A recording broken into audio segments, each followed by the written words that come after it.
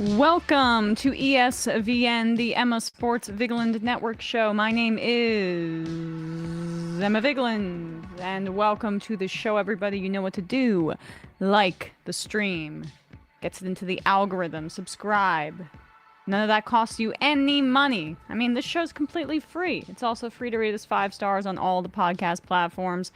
Say hello to Bradley Alsop, co-host and friend and producer. And all those things. You know what is also free? What? Respecting women. Oh, okay. Just wanted to say that.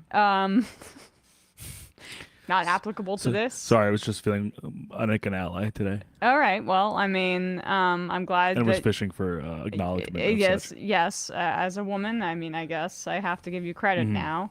So it's Thank you for doing that. More emotional labor for me that you've imposed on me by centering yourself. That's the idea. Okay, perfect. Thank you for your allyship. Really fun NFL week, I would say. We're starting to get into the time of the year when things get a little bit more emotional, more weighty, and I would say that overall this year has been.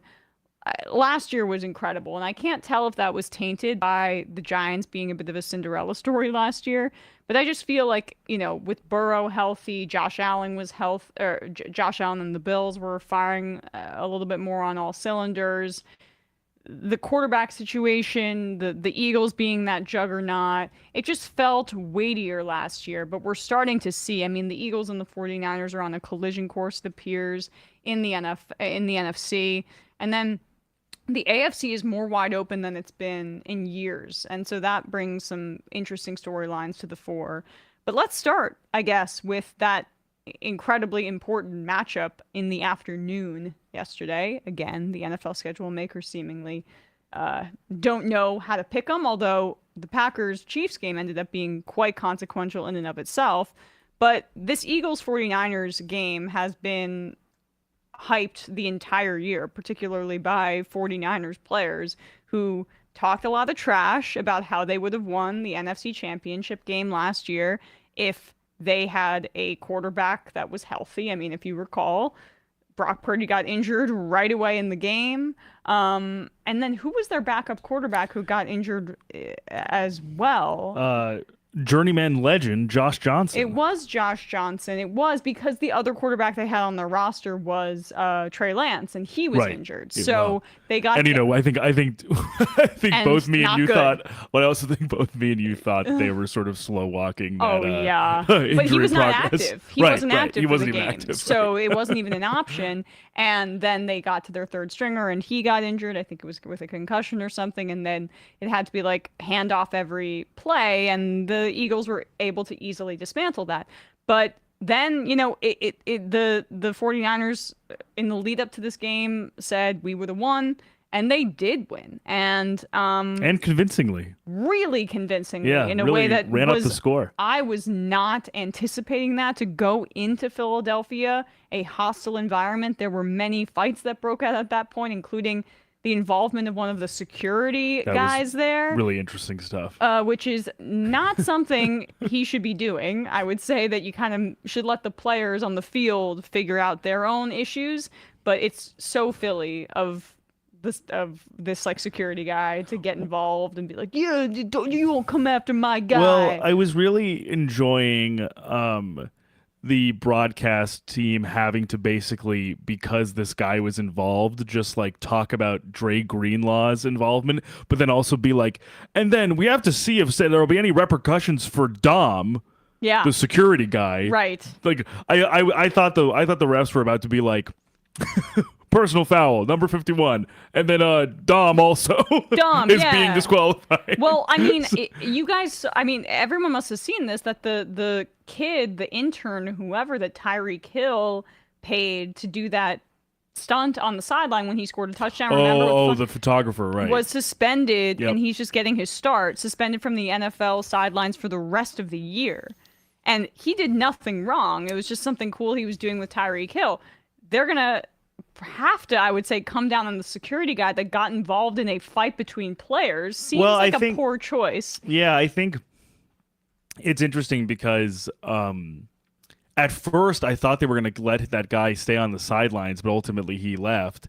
And it does seem like it does seem like it's, he was, I think, trying to separate the huddle, but then ultimately there was some, back and forth of like hands in each other's face between Greenlaw and this fella. But I understand. Kyle Shanahan spoke after the game and was obviously frustrated. He said he was going to take a bigger look at it, but that, anything involving a non-player and player resulting in Dre Greenlaw getting ejected, he just was obviously like, I don't get that. But like, I mean, coaches aren't supposed to get involved. Why? Let alone, other not usually anonymous personnel. Of you know the what teams, I mean? Yeah. But so me and you were talking about on Thursday, how we were kind of surprised that the odds makers had the Niners as favorites in Philly, and honestly, they were right. Turns out they know what they're doing. Yeah, seriously. I mean, I was really not anticipating how on both sides of the ball, the Niners were really just throwing punch after punch that just continued to land.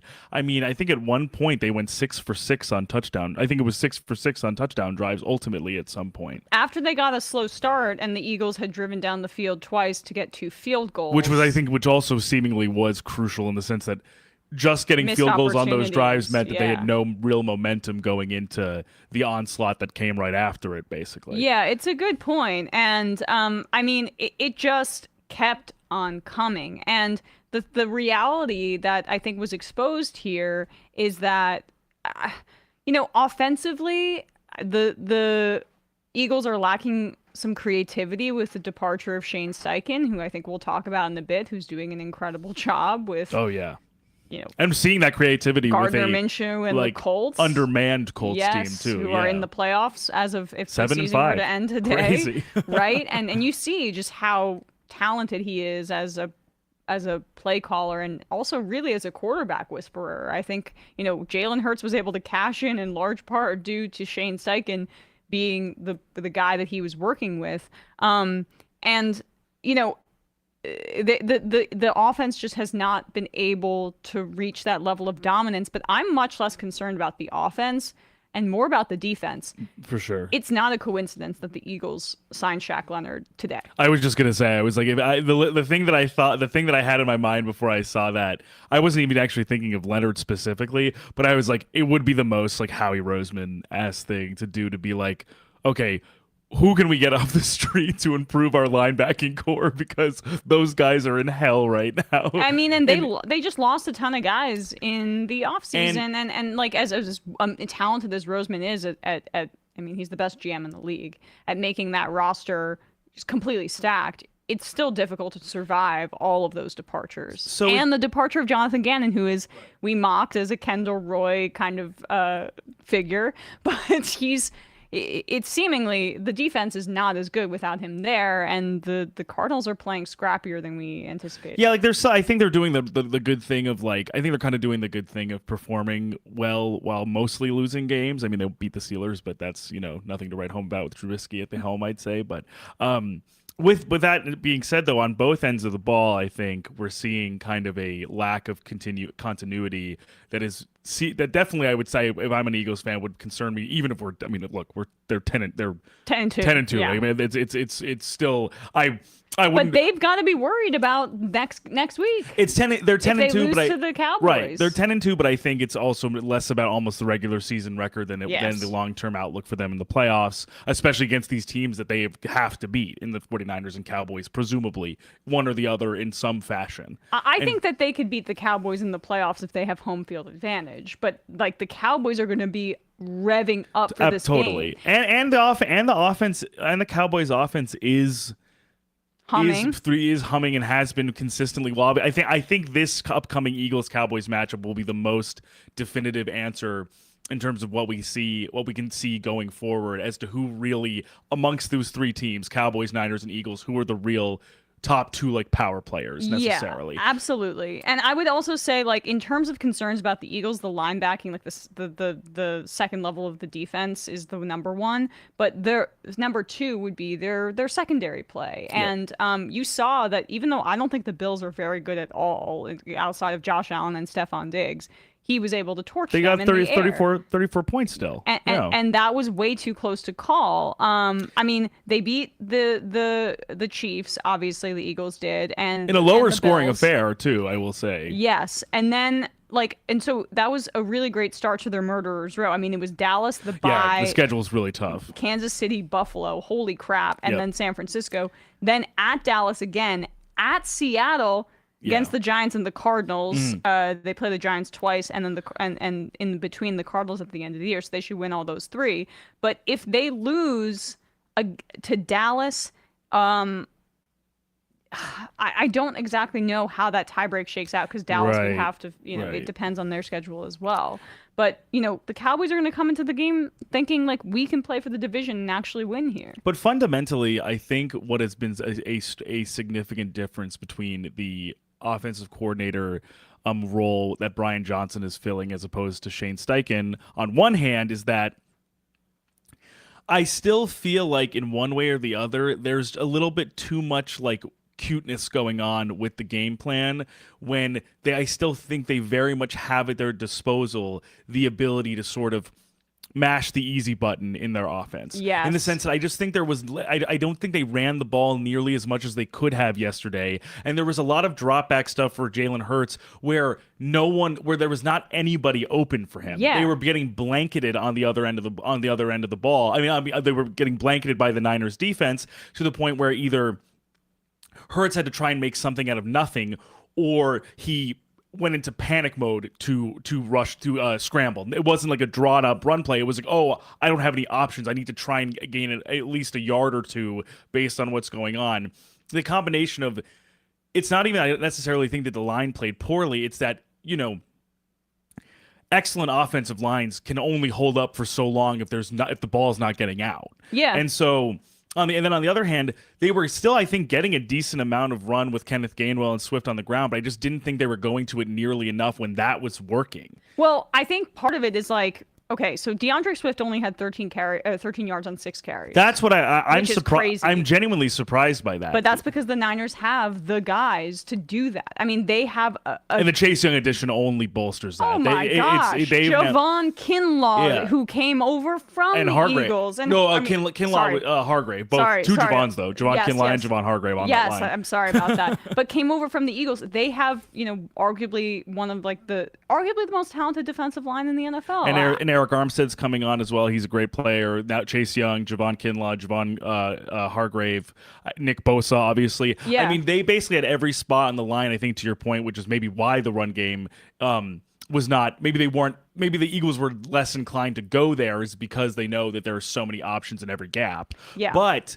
I do think that there was still, with Gainwell or even with Boston Scott, at some points they were getting a few chunk plays, and it just didn't seem like there was enough. It didn't seem like there was enough variations on the things that work, which is what I think was always what they were doing last year. They'd find a vulnerability to expose and just kind of vary on that, make a slight tinker to it, and just mash that over and over again, which is what led to them being so overwhelming on that side of the ball. Yeah. And then on the other end, with Sean Desai as opposed to Jonathan Gannon, another big issue that I'm seeing is we thought their linebacking core, or like the spine of their defense, was weak last year.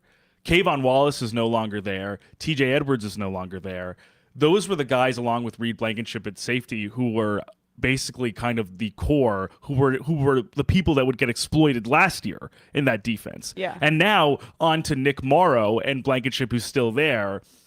Those guys were getting targeted and getting exploited and getting kind of like they were in the crosshairs of the Niners all night last night. Yeah, and Darius Slay has lost a step. And he's 33, I think, at this point. He had a great year last year despite that, but it's starting to really come to the end, and James Bradbury hasn't even had that great of a year either. So it just is, it's interesting to see them have some weaknesses get exploited, because it also almost just seemed like they were magical at a certain point. Yeah. Where, like, even once they put it together, then they dominate. But it's starting to get to a point where they have been pulling out these games at the end of, in the fourth quarter or whatever. But if they don't have the ability to do that can they win? And the 49ers put them away pretty early. So that's kind of what screwed them. And it was also You can't live like that. It's too dangerous. Exactly. And it was also to that point, as we've talked about a little bit before, where we sort of compared like the Eagles and Bengals and how they very much win as like a matchup team. Yeah. You know, like our guys are better than your guys. But if that's not the case, in the sense of like even to a degree, you saw a bunch of snaps last night where Charvarius Ward just straight one-on-one was stifling AJ Brown. Yeah. So if that's happening, you're still, I think, trying to get some contested catch plays, trying to get AJ Brown to do AJ Brown things, which is like all well and good and makes sense. But if some of those things get taken away, that's when the lack of dimension started showing pretty prominently. Yeah, and I think they miss Goddard a lot. And I was going to say Goddard as sort of the safety blanket. Yes. For some kind of like easier yardage was just not there for them also. Right. On the other side of the ball, though, before, we talk too much about the Eagles, let's just like wax poetically about the frickin' 49ers. No, I who mean, are the best team in the NFL. Every time you By say a country mile? I think every time, especially after last time, Yeah. like it cements it firmly for me. My basic tenet here now this season is that barring any sort of injury collapse, I don't really know how this offense is fully stoppable. Yes, I mean, Like, but I they don't get fully- they get injured a lot. That's the because thing, though. I think that's they my never only take reason. a play off, and Right, they're freaking insane. That's partially where my only caveat is that Trent Williams is a little older, and he's so crucial to their success as being still at his age at around 34, probably the best left tackle in the league, just in terms of what he can do. Both at run blocking, pass blocking, but also climbing to the second level for some of these, crack off McCaffrey or Debo runs. Like, he's so crucial to that success, but he's obviously had a history of injuries. McCaffrey, of course. I mean, McCaffrey at this point is literally like, he's like a Mustang. Like you want to hear these stats here? Yeah. Oh, tell me. Yesterday, he had 93 yards on 17 carries and a touchdown and 40 yards on 3 catches. But on the season, he has over 1,000 yards rushing on the year. It's unbelievable. 12 rushing touchdowns, 429 receiving yards, and 5 receiving touchdowns. So almost 20 touchdowns total. We're going to talk about MVP in a little bit, but he'd be my second pick. Same. If I had a ranked choice ballot to somebody else. It's been a while for me, I think, and there are a few choices, obviously, in terms of this type of player, but some of them are quarterbacks, honestly, which is how highly I'm thinking of, McCaffrey's offensive output this year, where every time he gets the ball, it seems like an inevitability that it's going to lead to an explosive play. Oh, yeah. And for the most part, it does. Like, he is just so difficult to get on the ground. And the combination of strength and speed and how creative he is as a runner is like, there is a reason why I think always, even when his time in Carolina, there is the caveat with him too as well, which is like, when he's healthy, he's probably the best player in the league. You know what I mean? Like, it's truly, yeah.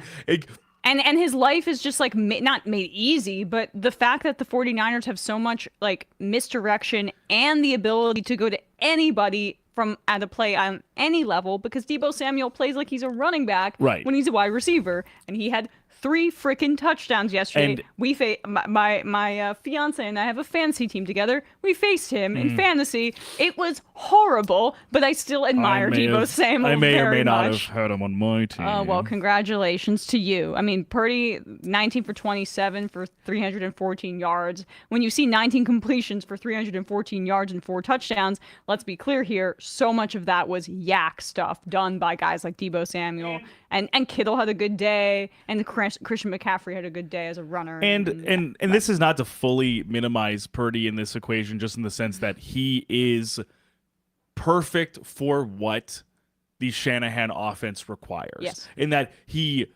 had, I would say, maybe 2 games, like 3 games in his like entire career where like he's been a little too audacious and taken too many risks, and that's bit him prior. But for the most part, what he's very good at is really just facilitating the superstars around him and making throws when he needs to, and not making a lot of mistakes. Well, I mean, we're seeing that the 2 of the top offenses in the NFL right now are not headed by elite quarterbacks. I mean, I'm sorry, Brock Purdy is not an elite quarterback, and neither is Tua. But because they are a part of that Shanahan scheme that is so creative, and Mike McDaniel runs it too to his own like flavor with his own flavor. They are able to have these explosive plays, and it's just it's a really exciting for me time in the NFL, and this is why again we're gonna get into the MVP race. Like, I desperately need the NFL to recognize this moment and not fall back into just like it's quarterback time for the MVP. Especially when the results and the output is not bearing that out this year. I want the MVP to reflect this new exciting dynamic where it's not so goddamn quarterback focused. That we shouldn't be looking to the MVP race to be like, how do we find a quarterback to slot into it? Let's just get into it here. I mean, let's do it. Can we pull up this? Well, okay, so this site that I sent here, this site has an aggregate of the MVP odds, and it makes me sick to see this. I can't believe that we're still in this place in a year, as I just said, where the Dolphins offense, the 49ers offense are, maybe the two best offenses in football. If we're going to be real, the two best offenses in football are led by two guys who are not elite quarterbacks, okay? And I'm not really going to put that up for debate because it's obvious to anybody who actually knows anything about football. Okay. So Dak Prescott leads the MVP race. Now, I don't think that is crazy, but Purdy at number 2, let's zoom in here. That's just... I'm sorry, guys, but Christian McCaffrey is the MVP of the 49ers, and so the idea that he is below him in the MVP race here is just insanely frustrating. Jalen Hurts is not playing as well as he did last year, so I don't really know why he's third on the list, but it goes Dak, Purdy, Hurts, Mahomes, Tua, Lamar. Then we get to Tyreek Hill, who is the MVP of the NFL. Let me say that again. Tyreek Hill is the MVP of the NFL, and it's plus 2,000 for him to win MVP. Christian McCaffrey is below him. And below Josh Allen and CJ Stroud, which, I mean, listen, I love Stroud, I love Allen, but still, like... Although, I mean, those odds, this is frustrating because this is from different books. Oh, okay, so it's maybe a bit of... It's just an aggregate, I guess. Yeah, I guess it's just... Yeah, it's just an aggregate, but plus 1,800 I think is the aggregate there to the left, if I'm not mistaken. So I'll go by those instead of to the furthest right.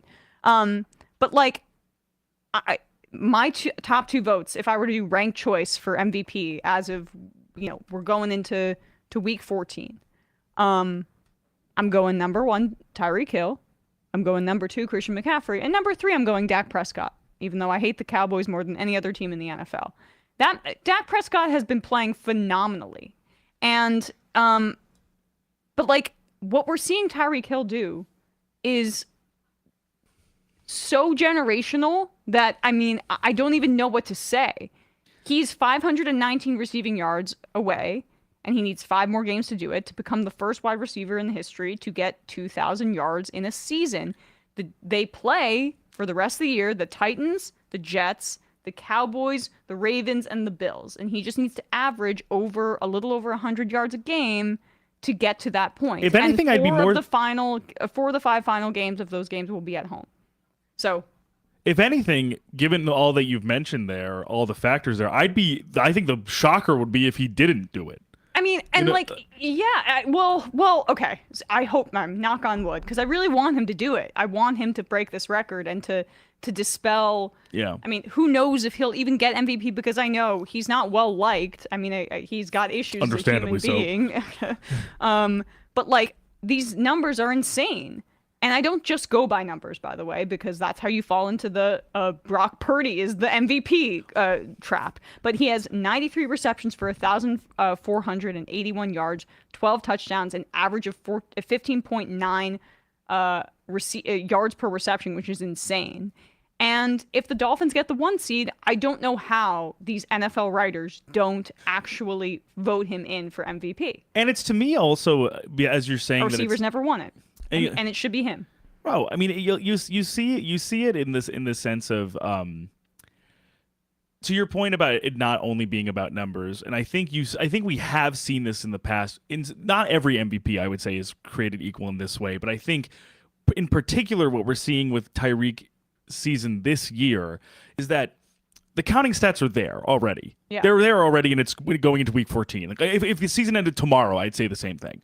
But I also think it just is emblematic of something that we were talking about before, which is that with how he functions in the Mike McDaniel offense and how his style of play actually literally changes like the geometry of the field. That like he accounts for an entire play sheet or a game script of play calling from a defense to fully account for him and what he can do on the field and what he can change on the field. He has gravity in the way that term is used in the NBA, like Steph Curry does. That so much attention is sucked towards him that either it opens up an entire other lane or other plane of offense for the other members of his team, or it doesn't matter because of how good he is. Yeah. And so I think that's how I sort of feel about McCaffrey too, which is why I put McCaffrey at number 2, is because he, to me, more than any quarterback this season, is changing what offensive production is looking like in the league, especially in a season where offensive production has been depressed, and he is still doing that in spite of what defenses are doing. Yeah, I mean, the reason I'd put CMC at 2, though, is just because I think that the production from the other guys on the Niners for sure. is like better at augmenting it. Totally. I mean, Jalen Waddle isn't having that great of a year. And it's not as if you can't really, it's also, there's no one really comparable necessarily for example, George Kittle's role on the team. Yeah. Or, and also I would even say in terms of personnel, the offensive line, even though the right side has struggled a little bit, I still think the offensive line in San Francisco is better than the offensive line in Miami. Right. Well, and I say, like, Waddle's, I mean, he has 740. No, he's still playing well. And 3 touchdowns. He's playing well, but it's just in that offense, he's not matching expectations. I think people thought it would be 1A and 1B, and it's clearly not the case here. So what else is going on in that offense? So much of it is about Tyreek Hill, and like he masks so many crappy throws by Tua, and I know no one like seems to want to recognize it or whatever, but his body control, you see him twist his body and contort it in the air to get back to the ball. Like he literally has to sometimes slow himself down and box a guy out because the ball isn't getting there to him in time, and he's that fast. So like he's also masking some of Tua's issues as well. Tua's played really well this year. I get it. But, like, we have to be clear about who is making that offense go. And so, for me, it would be a slam dunk to vote for Tyreek Hill for MVP. There's no quarterback that is deserving of it right now. I mean, Brock Purdy throwing bubble screens and Tua doing timing throws. Miss me with that bullshit. I'm so sick of this. The only person I would consider, as we were saying, as third for me would be Dak Prescott. Because I think actually I do think his quarterback play obviously I think his connection with CeeDee Lamb has only strengthened over the course of the season, and CeeDee has had a bit of a breakout year. But I think for the most part, for the last 6 or 7 weeks, he by the metrics, but also just by I think at least for how I've seen him look, he's playing his best football, and I think he's been a integral reason as to the success of this Cowboys team without the safety blanket that he had with Kellen Moore at offensive coordinator, with now, the full-on unilateral Mike McCarthy offensive scheme. We obviously were concerned about it in a lot of ways, but he has done a great job at facilitating it. Oh, he's been excellent. I mean, this is what's so funny about Dak is eventually, I think he's coming up at a point where he's going to need another contract extension. Yeah. And when he got his first contract, that's when he played the best too. Right. So he knows what he's doing there. And like, good on him for that, right? That well, good. Take all of Jerry's money. I don't give a crap. But I agree. Like Lamar, I love Lamar, but he's had great games and he's been a little inconsistent. Mm-hmm. And CJ Stroud has been phenomenal, but I don't think that realistically you give a team that could be in the wild card the MVP. And by the definition of most valuable player, like Josh Allen could make a case too, because the Bills would be terrible without him. Right. The fact that they're like 6-6 with how he's been playing is almost a reflection on Allen's quality than it is the Bills. I'm being realistic, and I know that these MVP voters really, really care about seeding. So we're having a very limited conversation about the best teams in the NFL and who really drives the offense in that. And again, defensive players, please. I mean, it could be Myles Garrett to be the MVP, but he'll never win it because it's all about offense now. So like, who can possibly? Then if we're having conversations about these top offenses and who are the most valuable players on each team, it's not a question on the 49ers. CMC is more valuable than Brock Purdy. Yeah. It's not a question on the Dolphins. Tyreek Hill is more valuable than Tua. And I think what Tyreek is doing here is so historic that I'm hoping that the NFL wakes up and gives him the award, because I want them to recognize this new exciting moment in the NFL, which is not just so quarterback focused. As much as the marketing teams in the NFL love to have, like, you know, Josh Allen in crossed arms standing next to Patrick Mahomes crossed arm for their promos, it's not just the freaking quarterback that plays in the NFL. And it would be a great, refreshing moment in watching this league for that to be recognized. And I just think that it would actually more accurately represent the story and the narrative arc of this particular season. Because I think in past seasons, it's made a lot of sense. Like, for example, Mahomes' MVP years made sense because he was literally leaps and bounds above. He was breaking records his first year as a starter. Like, it made sense for him to be MVP because he was playing leagues and bounds better than any other quarterback. Yep. And I don't think we're seeing anybody at the quarterback position where I actually feel over the consistency of the entire week in and week out schedule up to this point that we can say that. Yep. Except for Dak, which is except for Dak, and which is, I think, maybe over the last 8 weeks or so. And I think that's what's also, I think, a testament to how well he's played and how kind of inconsistent others have been. That Dak, to me, makes more sense than any of the guys I would have thought of prior. And if they win and beat the Eagles and actually win the NFC East, he probably will win the MVP. That's right. I think even though, and I can live with that. Right. But again, I wish they wouldn't, because yeah. Because if the Dolphins are the number 1 seed and Tyreek breaks the record, is that less narratively satisfying than just giving it to Dak because he's a quarterback and they beat the Eagles and get the win? Well, win their division? They are the Cowboys. Yeah, of course, right. I know. So Goodell's like, please. Yeah, I mean, are you kidding me? Are you kidding me? I need another house. Yes. So that's my strong opinions about the MVP race. Now, let's talk about the Sunday Night Football game last night, which ended up being a great game. Yeah, much to my surprise, I was very, very, very, very impressed with the Green Bay Packers. I thought that there could be, it was a 6-point spread. That seemed too high given how the Chiefs were playing, but I get it. It's the Chiefs. But the Packers were at Lambeau, and the Chiefs receivers are very bad. And also, Travis Kelce is not playing well this year. That's the truth. That's the God's honest truth. He looks like he's going to throw up every time he's on the field. And I'm not saying it's like, this is not, Tony Romo's dating Jessica Simpson. Oh, it's a distraction analysis, okay? But it is an analysis of, like, he's reached a level of fame that is insane at this point. I mean, I follow him on Instagram, and he's like doing Wall Street Journal magazine shoots and all this stuff. So he seems to be he probably has a lot of pressure on him to perform, and it's not going that great. Yeah, and I also think that he's 34. I also think that even if we grant it to that, from the age 33 season to where he was still playing at where he was still like literally the best tight end in the league. Which I mean, I'm not even saying he's not this year. I'm just saying, like, he was. I don't know. I don't think he is anymore. I mean.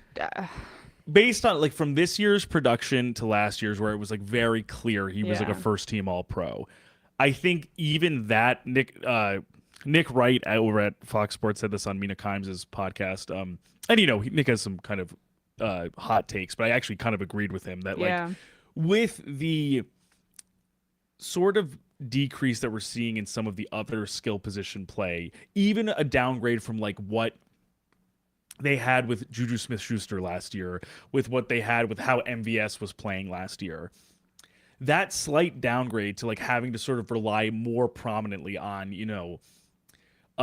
guys like Justin Watson and Sky Moore and Kadarius Toney and Blake Bell at the time. I think, the second or third string tight ends, for example, as well.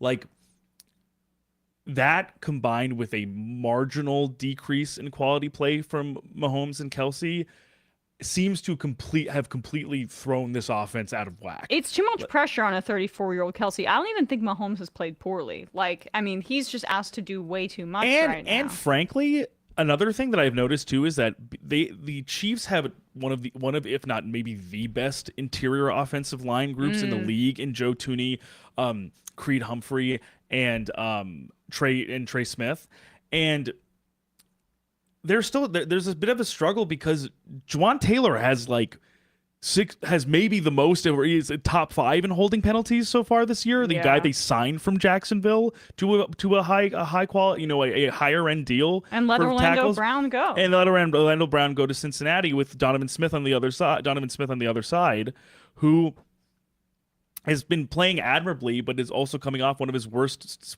seasons when he was in Tampa Bay. So there are just a few things at the margins which I think have led it to be a little bit destabilizing for the Chiefs. Yeah. And I think we're seeing it. And as you said, I don't think it really thinks it, like, you can't fault Mahomes for throwing perfectly placed balls that these guys are missing. Like Sky Moore, when the Keyshawn Nixon pick happened last night, he didn't run his route fully. Keyshawn Nixon ran his route. We were talking about this before the show, but the guys like Sky Moore just don't really have a place in the NFL anymore because and we're seeing that with how it's transpired so far this year. Yeah, I mean, I've heard this point made by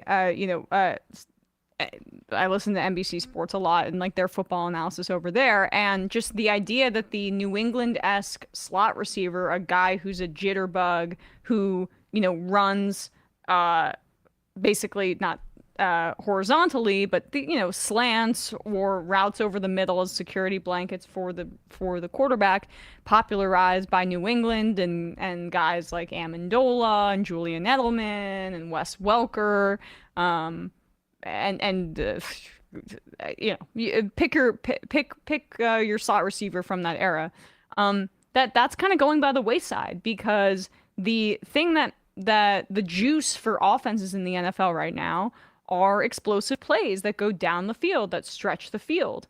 And the guys that are smaller in that way, maybe aren't 6'1" or 6'2", 3, they're still able to stretch the field and have straight line speed. And that's Tyreek Hill is the number one example of that, who obviously they're missing at this point. They won the Super Bowl without him. But did you see this, Bradley, that Tyreek Hill tweeted the smirking emoji last night? Oh, no, I didn't. I mean, he has the right to do a little bit of a victory lap here. Look, they won the Super Bowl without him. I get it, but that's because Mahomes had the most insane performance, ever against that stacked ass Eagles team in that Super Bowl. But they really do miss a guy that can do it all in that way. And Tyreek Hill was incredible at stretching the field, and he could do those kind of more intermediate things. And also to your point, which is the calculus worked for the 2023 Super Bowl in the sense that the Chiefs won with the idea that, okay, we are going to prioritize the financial health of the organization, building around Patrick Mahomes, not building around Patrick Mahomes and Tyreek Hill. Mm-hmm. And it did work. Yeah. But then as we're saying, in terms of it being on the margins, it also, I guess, it's a testament to how hard it is to be this successful this consistently in the NFL, is that Juju Smith-Schuster signs with the Patriots. Doesn't seem that significant, but they don't have him anymore. Andrew Wiley leaves. They're the guy who won the Super Bowl with them at right tackle, which Juwan Taylor replaced him. Yeah. Travis Kelce gets a year older. Banged up his knee a little bit. He was a little bit less healthy to start the year. I mean, it's an immense credit to Steve Spagnuolo and to this defensive group that, honestly, the way they're playing is keeping them in a lot of these games and is keeping them competitive when they have just not fully been able to, outside of Rashee Rice, who is coming on very strongly, but is a rookie. He's going to be playing his 13th NFL game. Yeah. It is a lot to put on 34-year-old Travis Kelce, 7th round, second-year running back Isaiah Pacheco, and rookie Rashee Rice to basically be the entire offense when no one else can really consistently catch balls. Yeah, it's a great point. And it's also a testament to the Chiefs organization that those guys on defense are really starting to play great. Like Trent McDuffie, total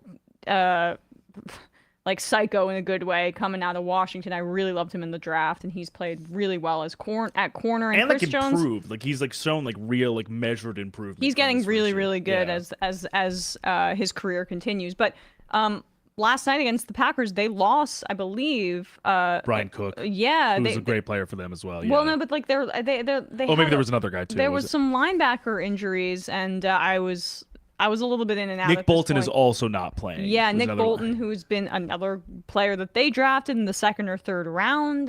Nick Bolton played at Mizzou. Let's see. I'm just trying to see if my memory isn't completely messed up by pot at this point. But so yeah, I mean, like they do draft really well, but they have had some misses. I mean, Sky Moore's a miss, and I love Clyde Edwards-Helaire as like a guy. He's a great interview if anyone's ever heard him speak. He's great personality, but that was a first round pick that they whiffed on. I think who you were thinking of this is interesting too. Is that something that's definitely proved to be difficult with Bolton, because Bolton was already out. Drew Tranquill, who they signed from the Chargers, that's what I was went thinking out, of. and so as a result, because Bolton was also out, Jack Cochran came into the game, who is their third string linebacker, who played admirably. But I think the combination of some of the offensive stifling that they had been experiencing, as well as some now patchwork solutions, because they're going into some of their depth on defense. And with a Packers offense that seemingly was just primed to explode last night. With some of the more, we talk about teams kind of gelling or congealing as the weeks go by, that sometimes teams don't necessarily fully resemble themselves in week 5 as they do in week 15, as for example. I think we're seeing a lot of these guys on this Packers team that are very, very young, like, grow up so far. Oh, and my obviously gosh. We'll see how this continues to play out. I hope Christian Watson's okay. No, I know. He changes when he is healthy. And he's really proving. I mean, he is a weapon. Like, and he changes the entire dynamic of their offense. 100%. And they're 6-6. The Packers now have won against the Chargers. They beat the Lions, and they beat the Chiefs. And now we're in a situation where Jordan Love is playing, like, after he's had some struggles. I believe Gutekunst, or the team president, some executive at the Packers, said something like the rest of these games are going to be really important to determining, his status. He has stepped up to the plate and has thrown 8 touchdowns and 0 interceptions in that time period. The Packers play the Giants next, who they'll beat. They play the Bucks at home. I think they'll beat the Bucks too. The Panthers away, who cares? The Vikings in Minnesota, and the Bears at Lambeau. And that means the Packers could make the playoffs this year, which was my bet early on in the year. I actually have a little bit of a wager future from the start of the year saying that the Packers would get to the playoffs. But, I mean, you just can't say enough about, I would say, one, Jordan Love seemingly being unflappable and not letting that kind of slump get to him as a young player. His disposition seems like solid for this type of like trajectory of like struggling and and bringing these young guys along. I mean, really inexperienced group he doesn't of people. have Luke Musgrave, who's on IR right now, and that was a rookie who he was relying on. Christian Watson has barely been able to stay in the lineup. I mean, and when he is in the lineup, you see what happens. I'm really hoping that injury's not too serious. But like the other guys that he's throwing to are just very, very young. I mean, it's one of the youngest teams in the NFL, and he's without Aaron Jones at this point. Yeah, so that's what I wanted to talk about as well, is that, so first of all, to your point, because David Bakhtiari is not playing, on the offense, I'm pretty sure in the broadcast they said this, I think Elton Jenkins, the left guard, is like the elder statesman of the group, and he was drafted in 2019. Love is basically the elder statesman of the group, and he was drafted, I think, I think he also was either 2019 or 2020 when he was drafted, and he wasn't even playing. Yeah. So like when he was Rodgers' backup, Christian Watson, Romeo Doubs, Dontavian Wicks, and Tucker Kraft and Luke Musgrave were all still in college. It's amazing. So, and to your point with Musgrave out, Kraft has stepped up. Kraft has honestly looked pretty serviceable in Musgrave's place. Wicks, who was sort of a traits guy, which is why he kind of fell to the 5th or 6th round in this last year's draft. They've put a lot of confidence into him, and he is a kind of change of pace weapon, and does a little bit has his little bit of his own catch making and route running prowess that's slightly different than that of the way Dobbs and Watson play. Dobbs and Watson both in their own right have looked in stretches pretty fantastic. I mean, the fall away throw that Love made on the 4th and 1. Oh, yeah. That basically dropped straight into Dobbs's lap as Dobbs was falling over was like maybe one of the most beautiful pass and catch combos that I've seen all year. And these guys, it's a cliche to say this, and I think a lot of people have, but they're playing like they're playing with house money because they don't really have anything to lose. Yeah, they're all young. There isn't right. They're all young. There isn't an enormous amount of pressure given what this roster looks like. And as you said, LaFleur is just, I think, in his own right now with, I think, maybe a little bit, maybe call it the maybe constrictions that Aaron Rodgers may have put on the offense because of how much he wanted to be involved in the scheme and the game script itself. Call it the Rodgers stink of honestly just that partnership needing to end between him and the Packers. It just seems like the air is different. Oh yeah. Which, I mean, I know that's like obviously Florida a little bit. I just mean completely intangible. But it just does seem like there is something new. They're emerging building something that's completely separate. That's schismatic from what came before there. Yeah, and it's just amazing that the Packers are able to just have this kind of continuity, and we know what the identity of the Packers is going to be, mostly like on a year-to-year basis, and they make their quarterbacks the center of the universe, for better or for worse. I mean, Brett Favre and Aaron Rodgers' egos didn't really pan out as great as other organizations that try to tamp down on that kind of stuff, but they make them the center of the universe and they build around them, and they take a long time to coach up these guys before they step into the spotlight. And Jordan Love can make every throw, and he's a decent athlete, and if he can get it together and put it together mentally as he's doing right now, he seems unflappable, and the sky's the limit for the guy. And also just to buttress this a little bit as well, we obviously were concerned. There would obviously be a concern about the effectiveness of the run game without Aaron Jones.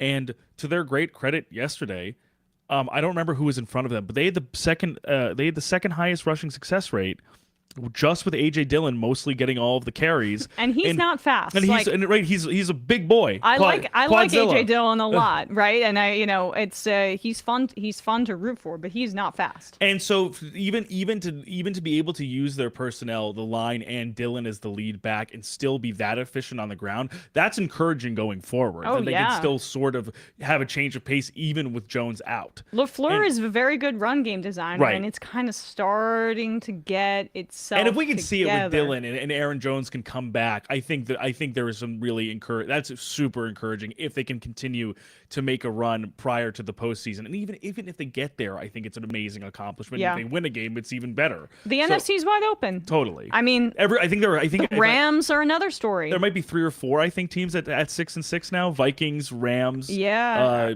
Vikings, Rams. Colts are 7-5, but Vikings, Rams, Packers, and I think there's one more.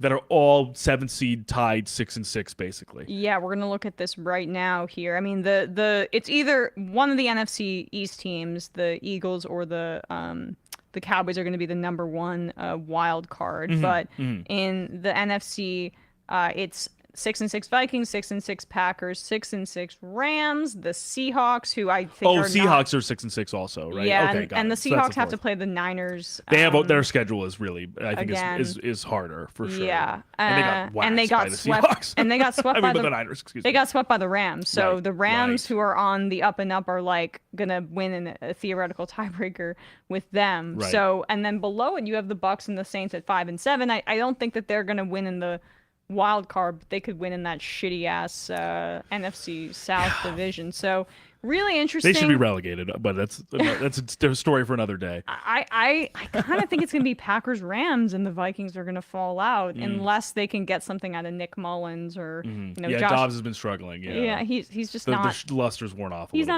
not an accurate passer, and I think right. like that's being a little kind. He's got quite a weak arm. Yeah. And an inaccurate arm, but smart and good athlete. So if they need him in a pinch, it's fine. And also, I was also very impressed with this defense, which has had some struggles, or at least I wanted to see a little bit more out of them. Rashawn Gary had a great game. North Jersey. Yeah, our Jersey. guy, our Bergen County boy, Rashawn Gary. He might be Essex County. Oh, no way. Yeah. I can't believe it. I mean, hey, he. Oh, actually, is he from Bloomfield? If he's from Bloomfield, I think that is Essex County. Yeah, of course it is. It was the town next Plainfield. door. Plainfield. No, he was born in Plainfield. He went to Paramus Catholic, though. Oh. Which is Okay. definitely Bergen. All right. Well, whatever. We have to know where he actually lived because he went to private school. Okay, he started his high school career at Scotch Plains, which is in Union County. Yeah. And screw then that. moved to Plainfield, which is also Union County. Wait, what the heck? All right, he's neither.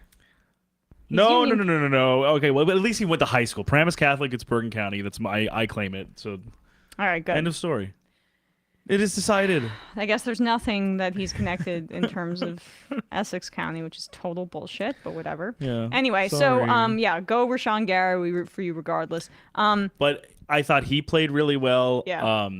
And even some of these corners who they found in their young players late in the draft, Carrington Valentine, he almost had that. Actually, I think it's Carrington Valentine and Corey Ballantyne are both on the team, and they're both playing pretty well. I think Ballantyne had the interception that they or the recovery where they thought he was going all the way back, and they were like, "Get down!" He also had that egregious pass interference. Yes, that was the one. Which well, the only other I think story before we can move off this game is just. The refs really had a absolutely atrocious showing in the last drive. I mean, they got like 4 calls in a row wrong. Yep. Mahomes was inbound when Jonathan Owens hit him, and they gave him a personal foul. The pass interference was egregious on both. I would say on both the really egregious one against the Chiefs, and even on the last, they weren't going to call it on the Hail Mary drive, but I think there was pass interference on Kelsey on the Hail Mary, and then also with MVS moving backwards, they didn't wind the clock. Oh, yeah. It was just like every single thing they could have possibly got wrong, they got wrong. It really is like completely inexcusable that this like multi-billion dollar league they don't pay their refs full time. The refs have other jobs in the off season. No, why there's not got to be a just... reckoning. I don't even want to blame them entirely, but I just mean like there has to be something going on where it's like there is that because that's like it's not one. Of course, it's I don't only think calls to completely decide games, but when you get 4 in a row wrong on a drive, that's noticeable. Like pay the frickin' refs full time and then pay them well so that all the good ones don't go to like the ESPN booth or whatever and leave. Become Terry McCauley or Dean Steratore or whoever, Yes, yeah, totally. It's absolutely ridiculous that the NFL penny pinches like that. But congrats to the Packers. I hope they make the playoffs. I think that's a fun story. The other NFC North team that ended up being victorious and winning in New Orleans is the Detroit Lions.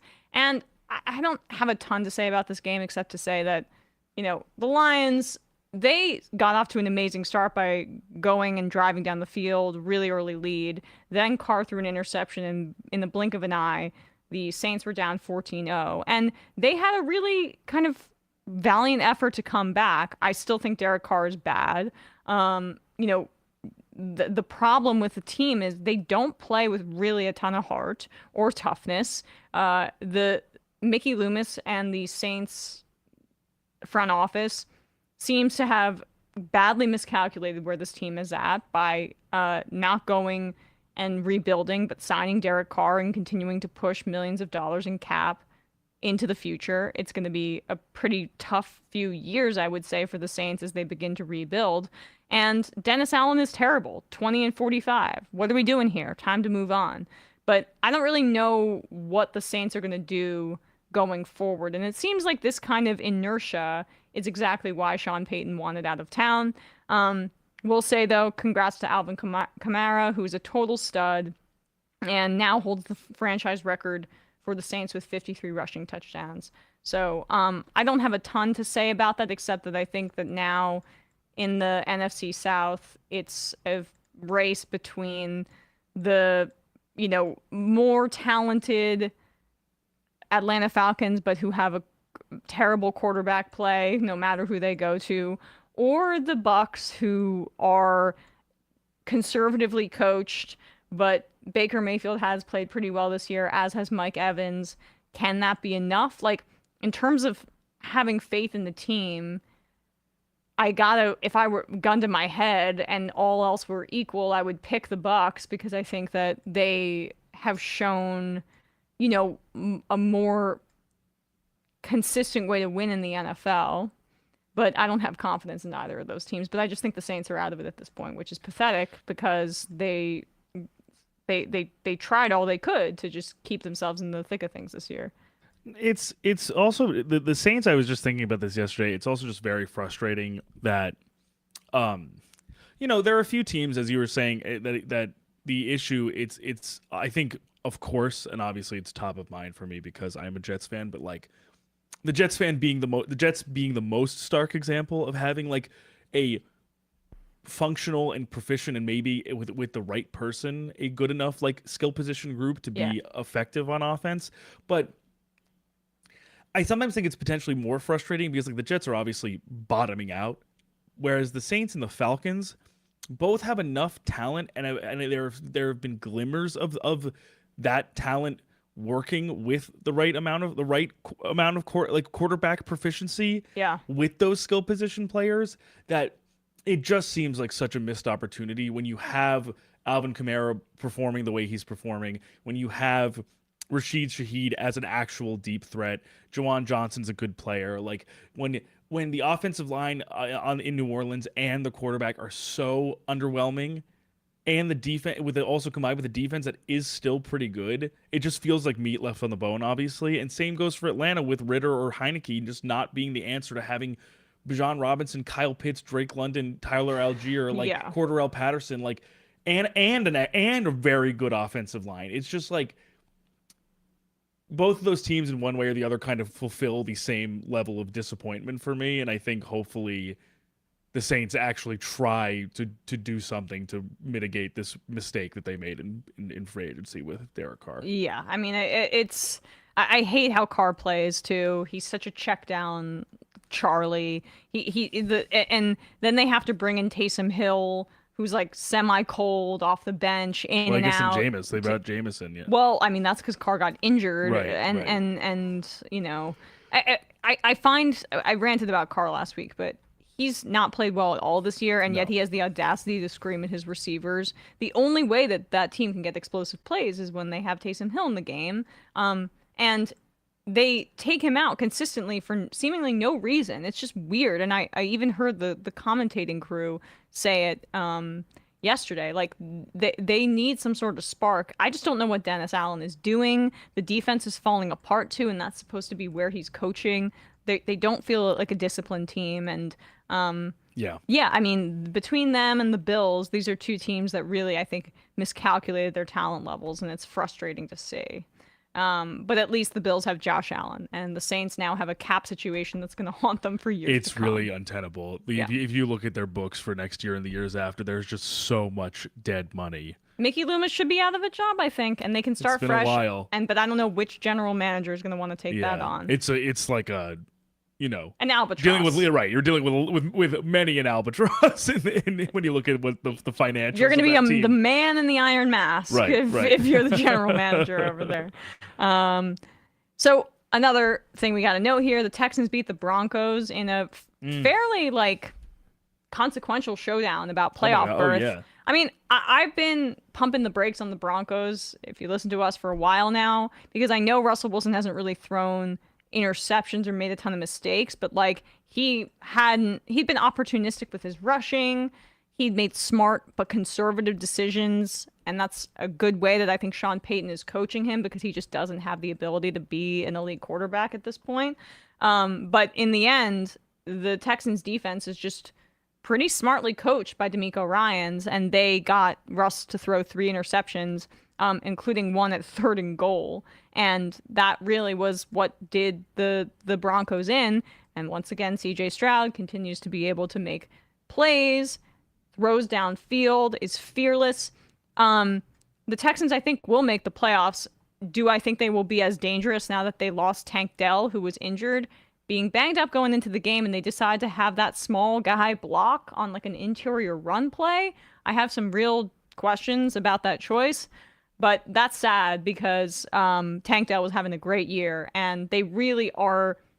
I know Nico Collins is playing quite well, but they need a guy that's going to be able to stretch the field with CJ Stroud's big arm and pinpoint accuracy, and this is a huge loss. And I think in the any time that Tank Dell has missed this season has missed any significant amount of snaps, it has they've been able to, Stroud is good enough, I think, to still be able to elevate the offense. But I think Dell is like, that pairing has been the X factor for the Texans offense. So to lose that for the rest of the season is definitely a huge blow. But I also think we're saying it's, this is not to minimize the injury for Tank or for the team whatsoever, but I think it's also so much of a blow now because the Texans are so far ahead of schedule with this team, and they are so much more competitive at this time in the season than we had anticipated back in early September. So I don't necessarily think it was known that this would be so crucial of an injury at this point in the season with them fighting for a playoff spot, but it certainly is now. But yes, I agree. It was sort of like a red zone short yardage thing where he was just picking up a block and got kind of swallowed up. And he was coming off, and I think he was questionable, I think, to coming into the game. So then for something to be, I think, exacerbated is what happened. So. And who knows? I mean, those are the kinds of things where, like, for example, Odell in the Super Bowl, he was barely playing with a functional ACL to that point. So it's like where it could have been nagging, which led to something. Sure. And at least it's not a tear. It's a fracture, and he should be able to make a full recovery. And we should say Will Anderson is playing amazing for the Texans. And I got to give credit where credit is due. Derek Stingley had a very good game. He's been playing way better, and I was very, very low on that pick. So and because honestly, as I think it's tough to think, his most impactful football in college and the best tape that was on him was his freshman year. Yeah. And then I don't trust that shit. Right. And then having so much of that kind of characterized by long-term injuries going in. And not fully seeing that, because I also think, if I'm not mistaken, his rookie year I think he barely played his rookie year. I'm pretty sure. I think he was injured at some point in his rookie year as well. Yeah. So it's been great to see him playing well, though. That these guys are on both sides of the ball are really coming on at the same time. I think, if you're the Texans, like, after so much time, basically in hell, and I will say by most of their own making, I'd be clinging to every single guy in this team for as long as I can. Yeah. I would not be allowing D'Amico Ryans, Bobby Slowick, CJ Stroud, Tank Dell, Will Anderson, Stingley. I would be like lifetime contracts. Yeah, right, exactly. Like they have done the impossible, which is make the Texans a relevant NFL franchise. I mean, and I was ready to call for Nick Caserio's head, but looks like maybe he might have known what he was doing. I have no idea, though. Congrats to the Texans, the Cinderella story of the year. Although there is another Cinderella story in the same division, and that is the Colts, led by Shane Steichen, who is proving to be, I would say, one of the better offensive head coaches in the NFL, even though this game was totally batshit. Like, the Colts blocked, oh yeah, this was insane. Yeah, the Colts blocked 2 punts in order to go up, and so there was the blocked punt, and the Titans missed an extra point. So right, so the Titans. So I was mad because you picked the Colts to win in basically a pick'em for our little competition, and I thought that the Titans were about to just like get it together, but they kept messing up with all these punt blocks. Well, so there was this crazy thing was that there was a blocked punt, and then I think either the second one I can't remember if it was the first or second one. Stonehouse, the Titans punter, got injured, got his legs cut out from him, but they got a blocked punt. One of the blocked punts was returned for a touchdown. Yes, and then on the other side of it, the 2-point conversion was intercepted and taken back for 2 points. Yes. So I don't know. I'm not sure if it's literally ever happened where a blocked punt touchdown led to a intercepted 2-point conversion the other way. Yeah. So, and not to mention that insane thing where Will Levis got his threw the ball. It was batted. It kind of spilled further out into the field. Levis ran through the entire line, picked it up, and realized he hadn't been touched, and ran through to thinking he could score a touchdown off his own fumble. Oh, Levis plays like he's a complete meathead. Psycho. Yeah, he's like Johnny. It's like a Johnny Knoxville from Jackass. In Jackass would be like playing quarterback. I mean, honestly, that's sometimes how I feel about Pacheco too. Isaiah Pacheco just like I have no regard. I have no regard for my personal safety, my personal well-being whatsoever. Yeah. And also I was laughing that Levis was yelling at DeAndre Hopkins on the sideline. I was like, good for him. I was like, bro, good for him. I was like, this guy is feeling himself. Oh yeah, he is confident. I mean, it helps that DeAndre Hopkins is apparently, as I've said before, notoriously not the hardest worker in practice. So maybe he feels. And he didn't even really react either. So it wasn't. It was all. At least it didn't become something uglier. It was just sort of like, let's let this guy let off some steam. It just sucks though because Derrick Henry got injured in the fourth quarter, and this is the time of year where everyone's banged up and tired, and Derrick Henry's he's playing. I'm not. Yeah. And he's still playing. And he's still even like I sort of said in terms of like my Mike Evans comparison for him is like he's just like for the most part when he's on the field just reliably doing Derrick Henry stuff, doing his job. Yeah, like he's just no matter what's going on in the Titans world, he is just reliably pushing through lines and getting yards. Like that's just what he'll do. Yeah.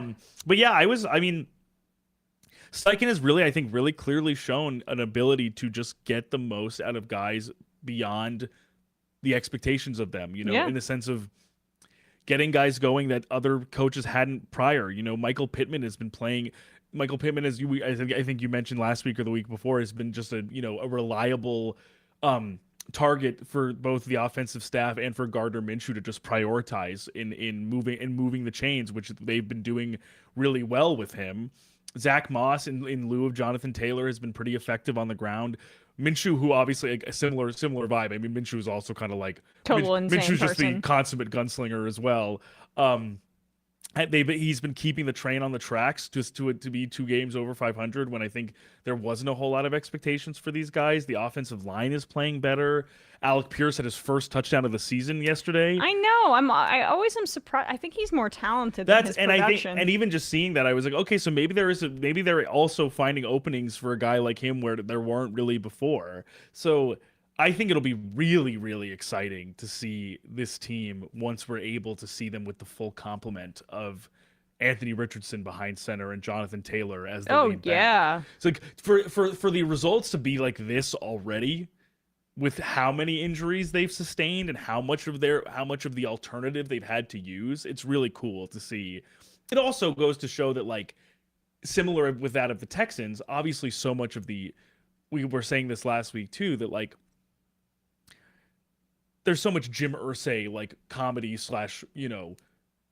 controversy, disrepute because he's such a nutcase. But at the very least, a worse owner, or at least a more misguided owner, which is hard to say because we're talking Jim Irsay here. Yeah. And the guy looks like he's been awake for 3 days all the time. Mm-hmm. At least made the right choice to not continue to extend Jeff Saturday's interim coaching stint and go with truly what seems like the best coach available at the time, outside of DeMeco Ryans. Yeah, he got it done. So good for the Colts. I'm excited to see what they do. Some more just really quick hits here. The Browns lost badly to the Rams, even though it looked a little bit closer at the start. Flacco had a nice touchdown pass in the beginning. He can throw the football. I mean, he's old as shit, but would be nice, He can throw the football. You miss him. I'm thinking back. We'll get to Zach Wilson in just a little bit, and the Jets in a bit, but Puka Nacua got banged up. Cooper Kupp is banged up, but Matthew Stafford is playing quite well this year. That one throw that I don't know if you saw that Stafford had to Nacua, that was like when Stafford does remember that movie Wanted? Yes. where the bullet Yes, twists. yes. Like sometimes like Stafford will just do like a and Yes. somehow it just goes like it goes exactly where I'm not expecting it It's to like go. a curveball. Yeah, it was like right in between two defenders in Nakua Kata. I was like, this guy. I mean, he just before has, Mahomes came into the Right. league as like a, the son of a baseball player, the guys that were that guy that was making the baseball-esque throws totally Stafford. was totally Stafford. And so, I always have a soft spot in my heart for Matthew Stafford, who will never get the credit that he deserves for the talent that he has, because he's always putting himself in situations where he gets injured because he's just like he wants to play football. That's the thing is it's all he's never a guy that's like, I'm gonna slide here. Yeah, and McVay's just amazing. I mean, the amount of he should win coach of the. I mean, I think Shanahan should win it this year, or McDaniel, but we'll see how that shakes out. But like, McVay is working with a lot less talent than those two guys. 100%. And similar thing is like if I think you got to give him so much credit for, again, relative to expectations. I don't think we were fully expecting this team with some of the injuries, but also some of the inexperience on both ends, on the defense and offense, for them to be playing as well as they are. I mean, they've had like 0 draft picks over the past few years. I mean, it's also a real credit to Raheem Morris on the defensive side that they found some, diamonds in the rough in Byron Young, who's been playing really well, Darian Kendrick, like guys who are not, we have some of these guys who I'm like, it's like, wow, like Russ Yeast just made a big past PBU of Amari Cooper or something. And I'm like, sorry, who is that? Right. I'm just like, they're like, it's like these anonymous guys just playing well above their station, which I think is, of course, as we're saying, testament to coaching. So and Raheem Morris, their defensive coordinator, who's gotten the most out of those guys. I think potentially, I know it's a little bit less sexy, I think, as an offensive minded coaching candidate, but I do wonder if maybe he might get some looks because of how much he's been able to do with less in the sum of their parts, in terms of personnel. The Chargers beat the Patriots 6-0. That's not a baseball score. That's not even a hockey score. I believe that the spread was 5.5, and all the Chargers needed to do was score 6 points. Dude, Bailey Zappi is worse than Mac Jones, and that's somehow, some way.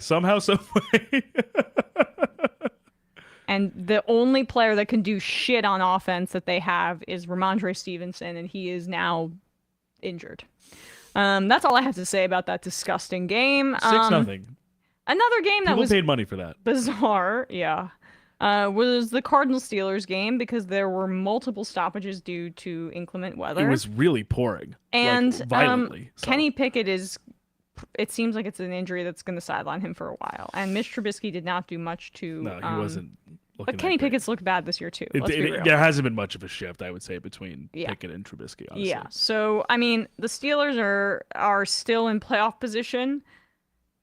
Remarkably, I hope they don't make it, because it's just I don't want to see them the offense play is football unwatchable. anymore. The offense is unwatchable. It's just they're not going anywhere. I would much rather have a team with more upside actually make it into the wild card.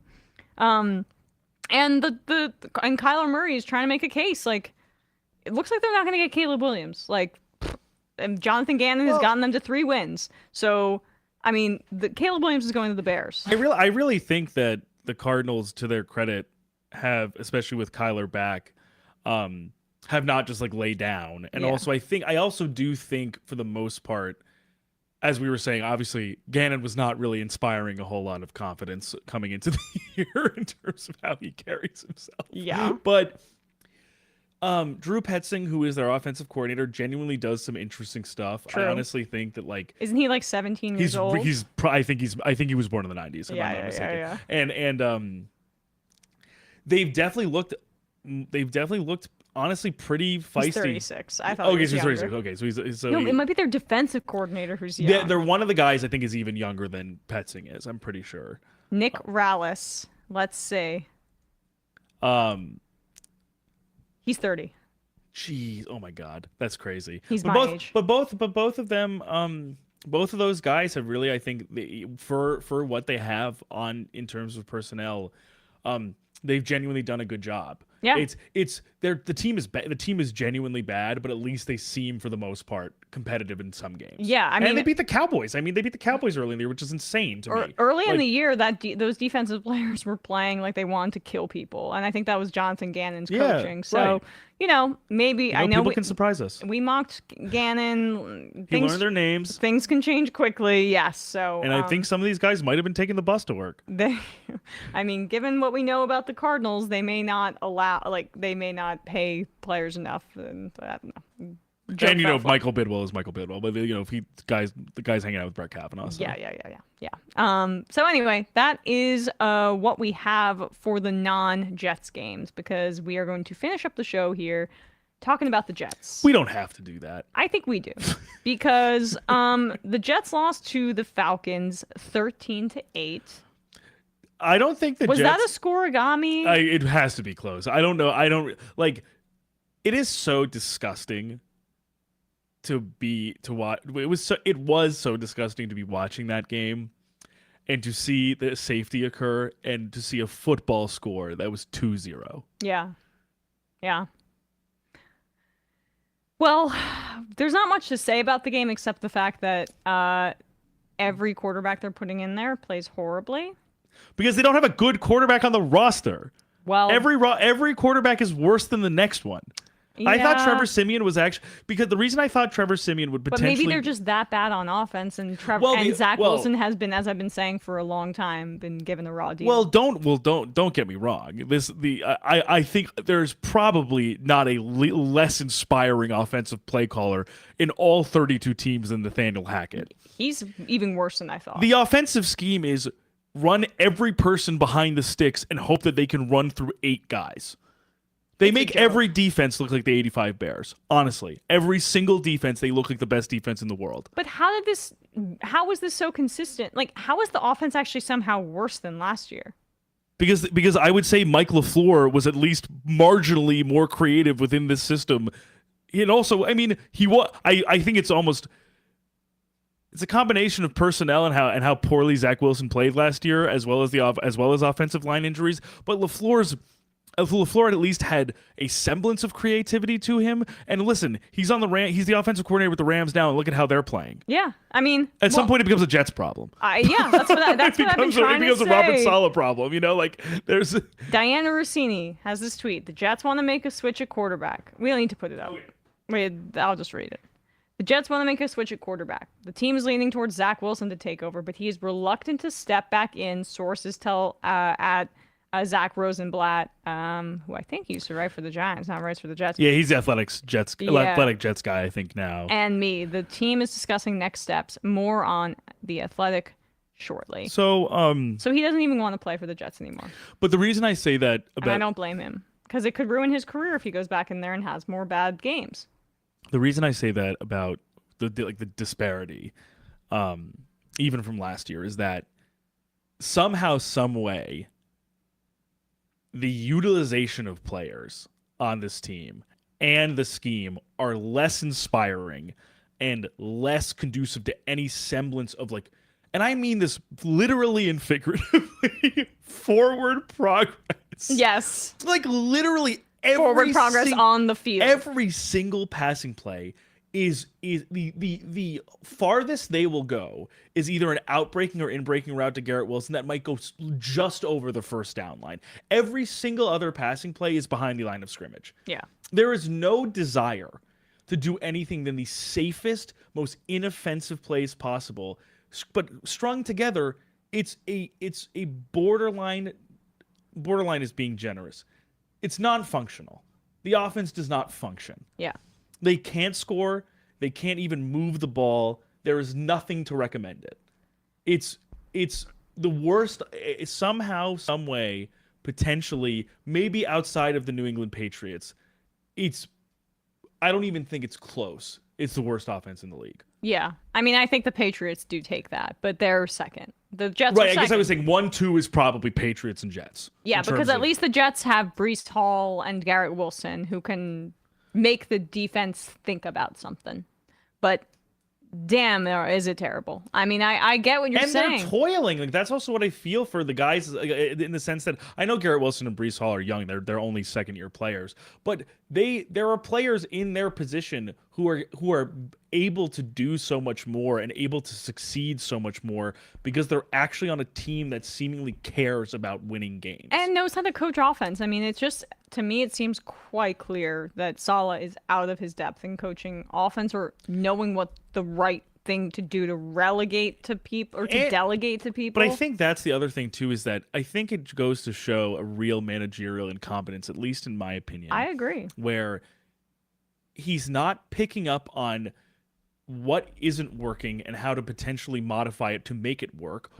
And that to me, I think, is the Mike LaFleur last year. That's I think my criticism with Saleh last year, in that I think with the talent on the team, I know Wilson for the most part was not particularly workable, but there's also the sidelining of Elijah Moore. There was the sidelining of Denzel Mims. Like there were guys who just were for no explicable reason not playing. MVS? No, wait, not MVS. Who was Corey Davis? No. Oh. Who was the Chiefs receiver they had on? McCole Hardman. McCole Hardman. That was this year too. Same thing. Sorry, McCole Hardman yeah. just inexplicably not playing. Right. And so, but this year, I think it just shows it's a real indictment of just how much this front office and this coaching staff ceded to Aaron Rodgers to curry favor with him. Alan Lazard was a healthy scratch last week. He's been terrible.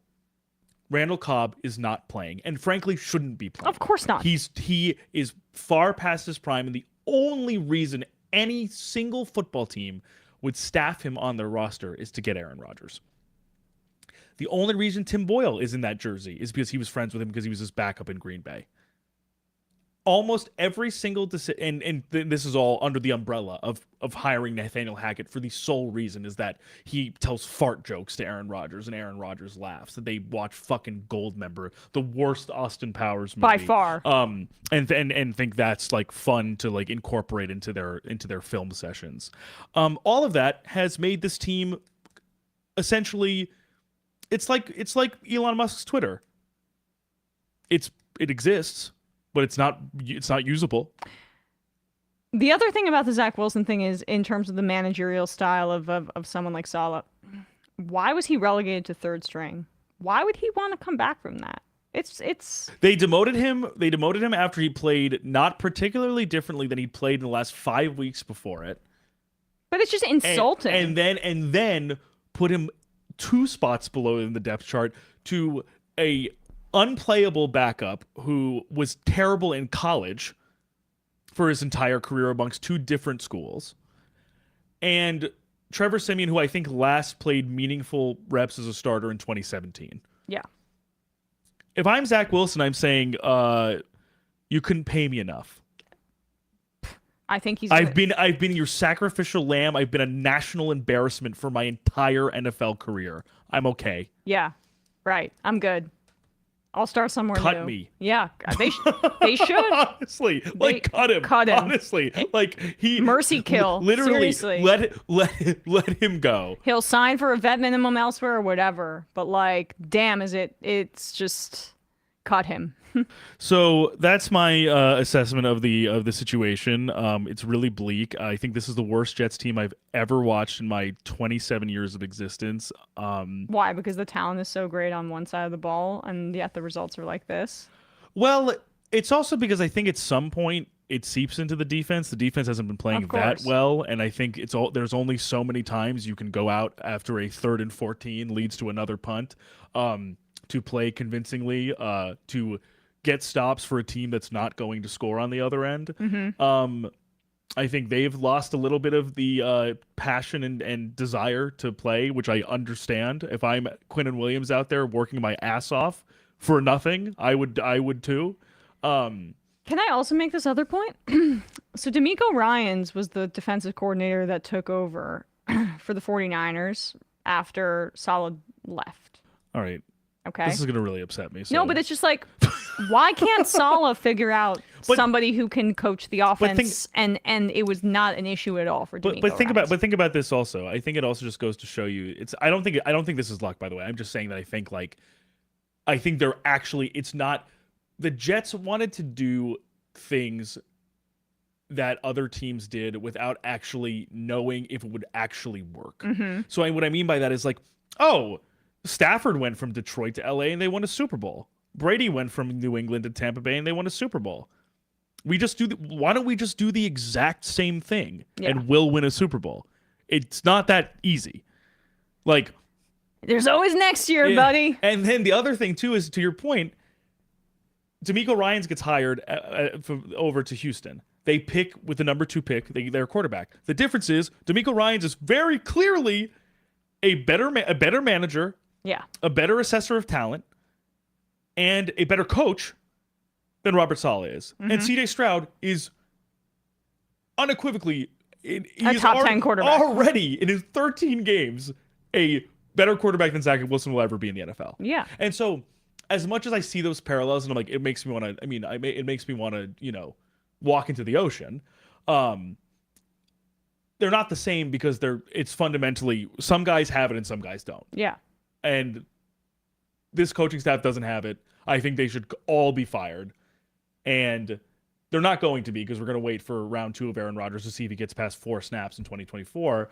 But if they had any sense, I think that's what they would do. But the other thing that was so annoying about this whole thing is, like, Aaron Rodgers was never going to come back and play this year, and yet he's been forcing the media to talk about him over and over again, and Salah's been like aiding and abetting this crap. This is partially why I make the Musk comparison. Yeah. Is because this is a person who is functionally incapable of not making plans to have everyone give him attention. Yeah.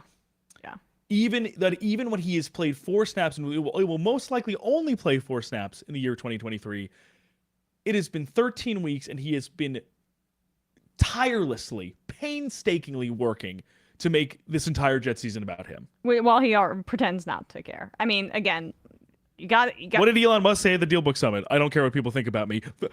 Like stupid meter, like, go up. Like, is everyone enjoying this? Oh, like, no, that's exactly right. Like, that's unfortunately for me, as a former, like, obsessive stan of Aaron Rodgers, that's too true. All right, guys, quickly, let's just say this really quickly about the college football playoff. Oh yeah, sorry, I was gonna say we should probably talk about this really quick, and then we gotta run. Yep. There are parts of it where I sort of understand, only because keeping Florida State out. Yeah, only in the sense in the sense of I don't agree with it personally, but I think I can understand the playoff logic, which is like, first of all, these guys, it's a cartel. These guys only care about making money. Yeah. If they have a chance to keep Alabama and Texas in, they're gonna do it. Oh yeah. But on the other hand, it's hard to tell. It's hard to, like, make it matter to college teams if you're a team that is supposedly in a Power 5 conference, i.e., a conference that is not the SEC and Big 12, but should have the same reputation. Right. You go undefeated, you beat out of conference opponents, and yet still Alabama and Texas get in before you, even though ostensibly maybe their wins aren't as good. But I think the transitive property math that they did was just Alabama beat the number 1 team in the country for the SEC championship. Texas beat Alabama, who beat Georgia. Texas beat Alabama earlier in the year, and Alabama beat the number 1 team. So I think basically all they were thinking is that's why those 2 teams should be in, even though Florida State never lost. Yeah. And I would say in some fashions, their win over LSU, where they kicked their ass and also never lost and won their conference championship in a ostensibly Power 5 conference, to not reward them just sort of makes it seem like some conferences matter over others, which I think is obviously what. Well, it's always been insanely subjective. Like, I mean, of course, yeah. What's annoying to me about this is, like, this is as subjective as it's been every single year, and, like, the playoff format is supposedly and has been an improvement, right? In making that that matter a little bit less, but they need to expand it beyond 4 playoffs. I think that's part of it, and also, I think, especially seeing what happened to the Pac-12. Yeah. Oh, go ahead. No, I just want to say, like, they don't want to do that yet because they're trying to, it becomes. They don't want, like, 2 super conferences. necessarily. Yeah, well, it becomes two super conferences, Right. and that's eventually where it's going to end up. Right, But they're right. still in the they're student athletes. No. Situation. The ACC still matters, even though you could be undefeated in the ACC Right. and still not make the playoffs. Right. I mean, what is freaking Liberty University's record? If we're just talking about... they have their bowl game is going to be against Oregon. Against Oregon. Unreal. I mean, how much I would take Oregon by many. I wonder what the spread is. And so with that being said, like I would totally understand the frustrations of Florida State fans, and also I think what becomes inevitable by this decision. Why would Florida State in any way want to stay in the ACC? If I'm Florida State, I'm saying, hey, we're farther south enough. Let's join the SEC. Of course they're gonna. Yeah, because if it means that we play a similar schedule and went undefeated, and just because we were in the SEC, we'd make the playoff, then we're doing that. Yeah, I mean, and they got to the point of being undefeated again, as you say, by winning out of their conference as well, and so might as well compete with the big boys, get bigger purse strings. Right. They could throw. I've heard this rumor, throw money at Deion Sanders to come and be a recruiter for their program. Right. And that would be the kind of thing where, Deion would, I think, upset a lot of the guys he's recruited there, but that's where he could really, really cash in because he went to Florida State. The other thing is that some of the committee people sort of cited Jordan Travis, the quarterback, sustaining a season-ending injury, and seeing supposedly the difference in play with Tate Rodemaker, their backup quarterback. But to me, it's like, okay, so you're gonna blame an undefeated team for their supposed difference in play quality, when they never lost, and their quarterback sustained a season-ending leg injury.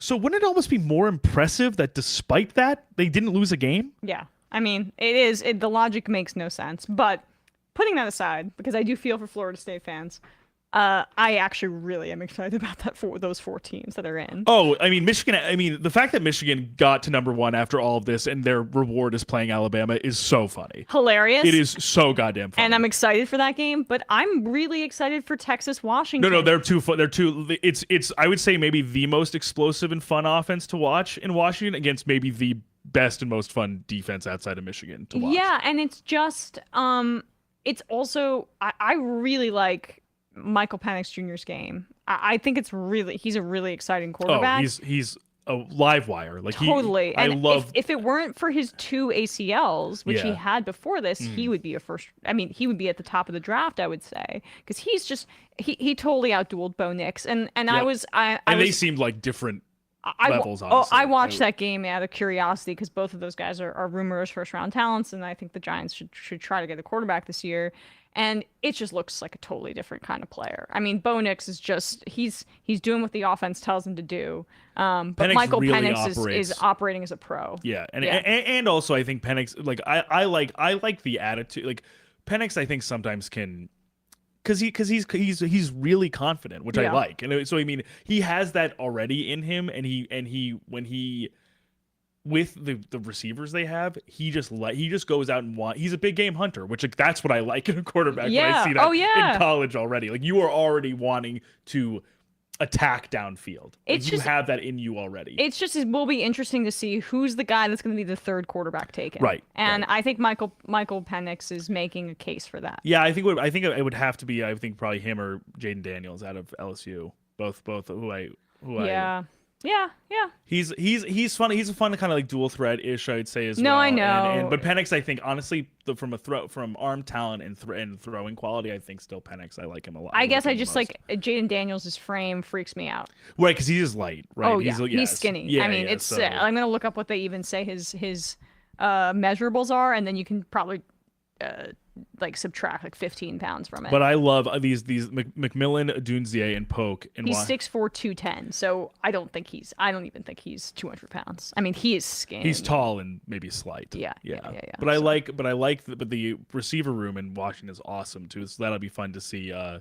Jalen Polk, McMillan, and Roman Dunzier, who I think will maybe all three of them could potentially be first round picks next year. And then my favorite guy in the whole playoff. Sweat, the 360-pound nose tackle on Texas. I absolutely love him. He's one of the biggest guys I've ever seen. Tavondre Sweat. He had a big guy touchdown in the game on Saturday and did the Heisman pose, and I was like, oh, that's man all, after your own heart. That's all I need to see. All I need to see is a big fella rumbling into the end zone and doing the Heisman pose. So I am very excited about the college football playoff. I'm just excited. I mean, look, hook 'em horns. I'm kind of rooting for them slightly this year just because I'm happy to see them back, and I always like the mythology around that team. So congrats to Michigan, Washington, Texas, and Alabama. Yeah. Sorry. Do we know FSU what fans. the schedule is? When it's going to go? Oh, yeah, let me see. I'm checking it now. The bowl games start. I mean, there's Michigan, Alabama's going to be New Year's Day at 5. Absurd, guys. I mean, like, can we not do a month before the playoffs start? It makes no fucking sense. Come on. So the college football, I don't understand. But anyway, both New Year's Day are the final four. Yeah. But, I mean, and New Year's Day used to be the championship game, but now with the playoffs. But like, just do it then over around Christmas time for the play. Okay. Yeah, it's just like oversat. It's like we have too much to watch. I mean, yeah. The NFL, that's usually NFL time, right? But I know, but now they're playing Black Friday games, so the NFL is encroaching on your territory, college football. Yeah, so you should. Yeah. We don't need to do a month-long wait before the college football. It's brinksmanship. Yeah. It's so absurd. The battleships are just moving closer to each other. Yeah. Anyway, so that is an exciting time. We'll read some IMs and get out of here. Tater Tot, can Wilson's career be salvaged? I mean, probably not, but I mean, he's got to get out of New York. I feel bad for the guy. I thought maybe it would be a little bit better, and he seemed excited about Aaron Rodgers, and he seems like to have a sunny disposition. The fact that he's sat and like dealt with all of this media scrutiny is a testament to him. Totally, 100%. But I mean, it seems like he doesn't have it. But I would not. Would I be shocked if he goes to like, back up fucking Brock Purdy next year? Because apparently Shanahan really loved him in the draft, but the Jets weren't budging. I would love to see that. Wouldn't that be hilarious?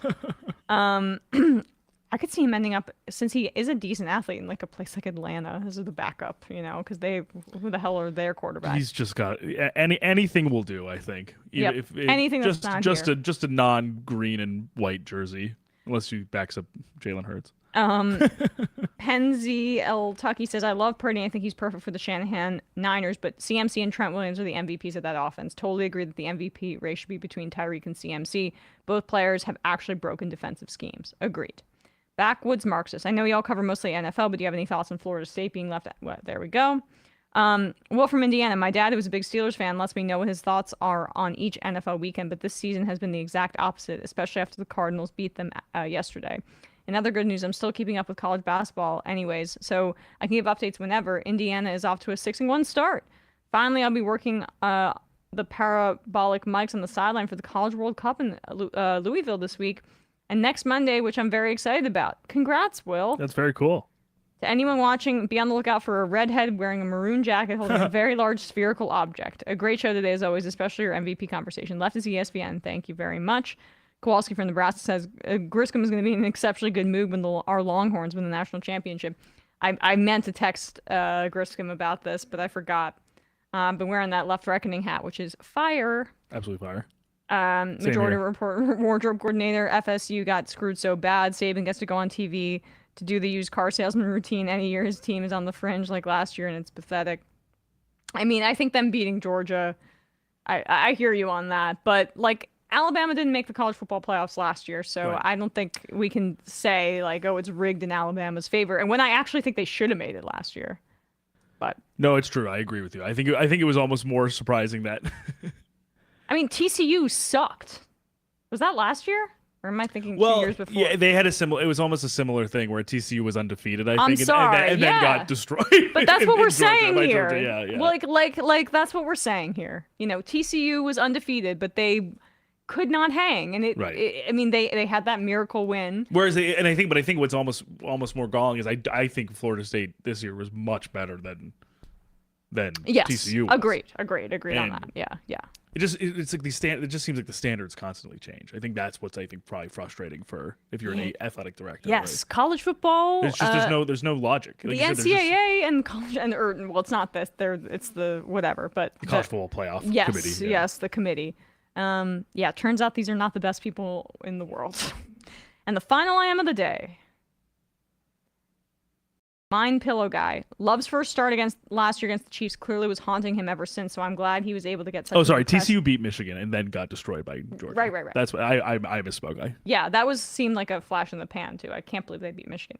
I'm glad he Love's first start last year against the Chiefs clearly was haunting him ever since, so I'm glad he was able to get such an impressive win against them. Maybe the Chiefs should have gotten his mom better seats at Arrowhead last year. Good point. All right, folks. Thanks so much. Great show today. We will be back with you on Thursday with our locks.